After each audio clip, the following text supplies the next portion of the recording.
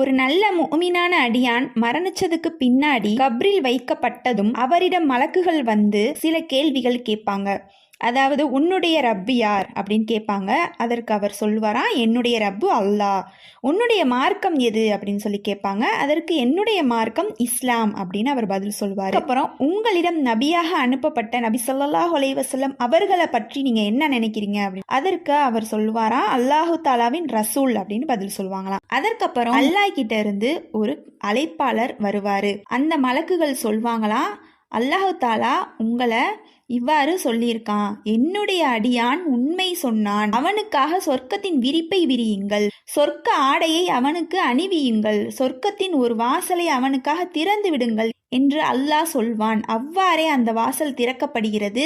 அதிலிருந்து சொர்க்கத்தின் இனிமையான காற்றும் நறுமணங்களும் வந்து கொண்டிருக்கும். மனிதனுக்காக கண்ணுக்கு எட்டிய தூரம் வரை கப்ரு